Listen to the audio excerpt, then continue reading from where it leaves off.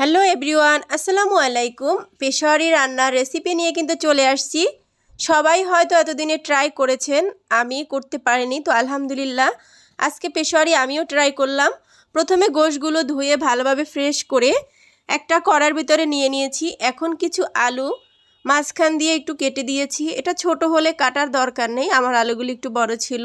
এখন দিয়েছি 4টা পেঁয়াজ আর 4 টুকরো আদা, দিয়েছি কিছু আস্ত রসুন, আর মশলার ভিতরে শুধু গোলমরিচ এই মশলাটাই যাবে। তারপরে দিয়েছি স্বাদ মতো লবণ আর দিয়েছি ঘি।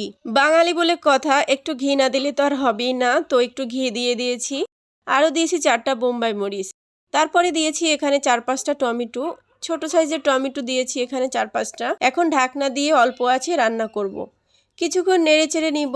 ঢাকনা খোলার সাথে সাথে এত দারুণ একটা স্মেল বের হয়েছে, এটা আসলে এই স্মেলটা যদি পেতে হয় অবশ্যই পেশোয়ারিটা ট্রাই করতে হবে। ফুটন্ত গরম পানি দিয়ে দিলাম পরিমাণ মতো, নেড়েচেড়ে ঢাকনা দিয়ে দিলাম। এখন এটা রান্না করব অল্প আছে আধা ঘন্টা। আধা ঘন্টা পর ফিরে আসছি, দিয়ে দিয়েছি উপর থেকে একটু ধনেপাতা। এটা অপশনাল, আপনারা চাইলে স্কিপ করতে পারেন। পেশোয়ারিতে কোনো ধরনের মশলা দেওয়া হয়নি, তাই এখানে ধনেপাতা কিন্তু দেয়াই যায়। পেশোয়ারির আসল মজা কিন্তু গ্রেভিতে। গ্রেভিটা কিন্তু এত টেস্ট যেটা আসলে বলে বোঝানো যাবে না। সব কিছু ভালোভাবে সেদ্ধ হয়ে গেছে।